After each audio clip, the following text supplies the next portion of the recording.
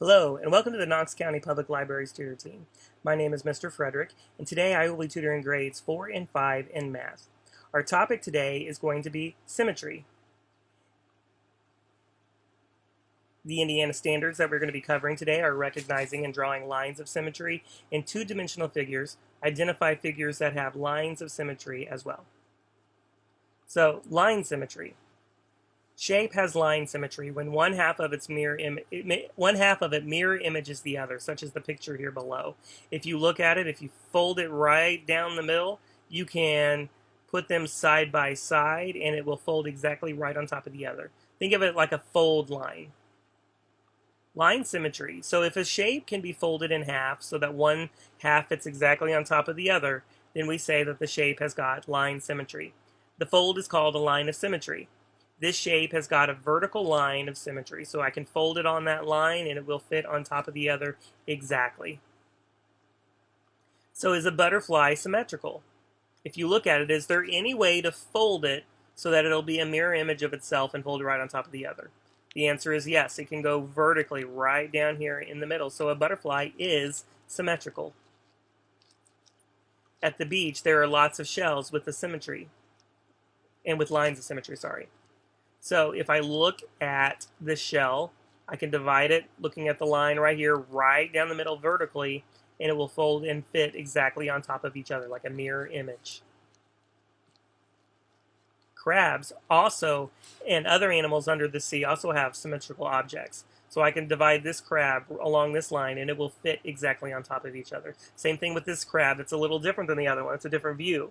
And this starfish has 5 lines of symmetry because I can fold it 5 different ways and it will fit exactly on top of the other. Land animals often have symmetry too. If I look at all these, this mosquito, I can fold it in half from here. The bat, I can fold in half from here, going vertically. The dragonfly is the same way. The whole antelope here may not be, but at least the face is got a line of symmetry going down the middle. It's a mirror image on both sides. And my least favorite animal, the spider, also can have a line of symmetry. So do these masks have a line of symmetry? Yeah, they do. They're just like people. If you go right down the middle of your face and go like halfway through your nose, you are going to be a mirror image of yourself and symmetrical. All people are. Now, if an object is reflected in water, it is considered to have a line of symmetry along the water line. So if I have this line right here going across the middle, if I look in the water below, it's going to have a line of symmetry. It's going to look like the same thing, only upside down. So for example, the Taj Mahal. Symmetry exists in architecture, say that 3 times fast, all around the world. One of the best known examples of this is the Taj Mahal in India. If you look, see how that line is dividing it as a mirror image? It is the exact same thing on both sides. And this photograph shows 2 lines of symmetry. We have the middle, like we saw in the last picture, going vertically, and we have the reflection in the water that looks exactly the same. Now, which of these road signs have lines of symmetry? Now, they're already showing the lines of symmetry they have, so let's just look at the ones that don't. Why would this one not have, this cow picture here, not have a line of symmetry? Well, the reason is, if I look at it, I cannot fold the front end of the cow over the back end of the cow and make it fit perfectly. It's just not the same shape. This one where it says giveaway, I can't divide that one equally because the Y and the W and these letters that are up in the top in the give are not going to fold exactly on top of each other. It's just not going to work. Same thing for this stop sign down here with the children. They're not going to fold exactly on top of each other. The paper might or the image might, but the whole thing will not. This one's the same way. If it doesn't, the outside part of the image may, but you have to look at the inside too. This person's not going to fold exactly on top of each other with that little pile of whatever he's burying. And the shape here, the arrows are not going to match. So because of that, they're not going to work. The one with the 3 lines at the angle, because these lines are angled, they can't be folded on top of each other, so it won't work. The line shapes, or the lines of symmetry here. The first shape at the top left can be folded vertically and horizontally to make 2 lines of symmetry. This second shape up here, which is like an L on its back, cannot be folded and made equal because of this little part sticking out at the top up here. The plus sign can be divided vertically up and down, horizontally across, and it can go across the corners at an angle to make 4 lines of symmetry. The T, well, the T can go vertically up and down and be folded across the line. This kind of little W on its side here, I can go right up the middle at an angle and get a line of symmetry. The shape next to that is like a square with a little square on top. I can't divide that one equally based on where the little square at the top is. So this one has no line of symmetry. Because this little square on the top of this kind of rectangle is not directly in the middle, I cannot divide that and make it equal. So it's not going to work. This kind of short L shape, I can go to the bottom and go from corner to corner at an angle, and I can divide that once to make 1 line of symmetry. This one doesn't have the same length on each one, so I can't divide that equally. So that does not have a line of symmetry. The second one on the bottom also cannot be divided because the square is on the bottom of this one and the top of this one, and it won't work. This one, because it has the square on the top and then the square on the bottom here, I can't divide that equally. So this one has no line of symmetry. Now this one, that looks like an upside or a short U or an upside down C. That one can be divided vertically right down the middle and can give you 1 line of symmetry. Now, on this one, I want you to pause and I want you to kind of try to figure some of these out on your own. How can you divide those and make them have lines of symmetry? So this is kind of just a little practice on your own. Draw the little shapes out, see if you can figure it out. This triangle is going to have 1, 2, 3. This triangle is going to only have 1. This one's going to have 1, 2, 3.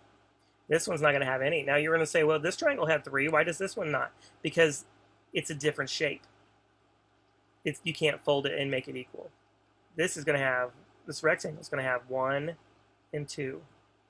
This weird shape here is going to have 1 right down the middle. This one's going to have 1 right down the middle horizontally. This one's going to have 1 vertically. This shape's not going to have any. This shape's not going to have any. This shape is not going to have any because they're irregular and they're not symmetrical. This shape is going to have 1. This shape is going to have 1. This kite shape over here is going to have 1 because it's going to go vertically. This hexagon is actually going to have 6. This shape here looks like a Pac-Man. It's going to have 1 horizontal. This trapezoid is going to have 1 down the middle, vertically. This parallelogram is going to have 1, 2, and this shape, because it's irregular, is going to have 0. Check your answers and see how you did. Now, letters have lines of symmetry too. If you look at the screens, like A, B, C, D, E, they are all divided, except for the A. They're horizontal, right across the middle. The A is vertical. F and G don't have lines of symmetry because there's no way to divide them and make them line up equally because of the way their shape is. The H has actually 2. You can go vertical and horizontal, and the I is the same way. J, K, L, you can't divide those and make them fold equally, so none of them have lines of symmetry. M goes right down the middle. N, same thing. It's kind of an irregular shape, so you cannot fold that equally. O, I have 2, horizontal and vertical. P, Q, R, because of their shape, you can't fold them and make them equally, so they do not have lines of symmetry. S is the same way. So if I fold that top down on the bottom, it's not going to match up. T, U, V, and W, you can all divide vertically right down the middle. X gets 2. You can go vertical and horizontal. Y is just vertical, and Z has none. So symmetry is all around us. So let's review real quick. How many lines of symmetry in an equilateral triangle? there's 3 angles and 3 lines of symmetry.